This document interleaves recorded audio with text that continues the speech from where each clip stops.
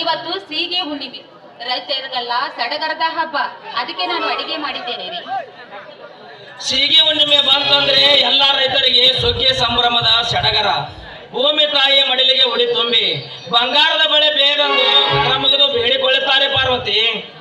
ಸ್ವಾಮಿ, ಈ ಭೂಮಿ ತಾಯಿಯನ್ನು ನಂಬಿದ್ರೆ ಯಾವತ್ತೂ ಈ ಭೂಮಿ ತಾಯಿ ಕೈ ಬಿಡುವುದಿಲ್ಲ ರೀ. ಈ ಭೂಮಿ ತಾಯಿ ಮೇಲೆ ನಾವು ನಂಬಿಕೆ ಇಟ್ಟು ನಡೆದ್ರೆ ನಮ್ಮ ಬಾಳು ಬಂಗಾರವಾಗುವುದರಲ್ಲಿ ಸಂದೇಹವೇ ಇಲ್ಲ.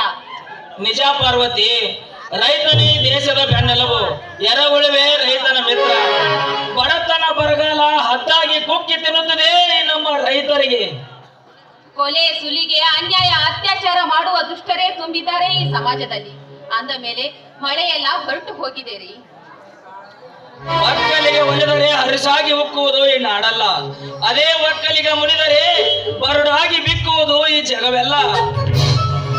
ಗಡಿಯಲ್ಲಿ ನಮ್ಮ ಭಾರತ ಮಾತೆಯನ್ನು ಕಾಯುವುದಕ್ಕೆ ಸೈನಿಕರಿದ್ದಾರೆ, ಈ ಭೂಮಿ ತಾಯಿಯನ್ನು ಕಾಯುವುದಕ್ಕೆ ರೈತರಿದ್ದಾರೆ ರೀ. ನಿನ್ನ ಮಾತು ನಿಜ ಪಾರ್ವತಿ.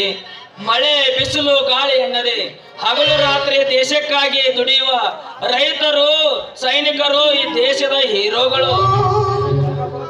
ಎಷ್ಟೋ ರೈತರು ಸಾಲ ಮಾಡಿ ಸಾಲ ತೀರ್ಸಕ್ಕಾಗದೆ ನೇಣು ಹಾಕಿಕೊಂಡು ಸತ್ತು ಹೋಗಿದ್ದಾರೆ.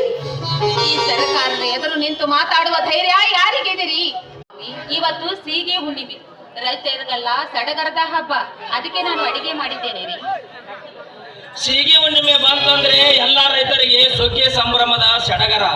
ಭೂಮಿ ತಾಯಿಯ ಮಡಿಲಿಗೆ ಉಡಿ ತುಂಬಿ ಬಂಗಾರದ ಬಳೆ ಬೇಗಂದು ಕರ ಮುಗಿದು ಬೇಡಿಕೊಳ್ಳುತ್ತಾರೆ ಪಾರ್ವತಿ. ಸ್ವಾಮಿ, ಈ ಭೂಮಿ ತಾಯಿಯನ್ನು ನಂಬಿದ್ರೆ ಯಾವತ್ತೂ ಈ ಭೂಮಿ ತಾಯಿ ಕೈ ಬಿಡುವುದಿಲ್ಲ ರೀ.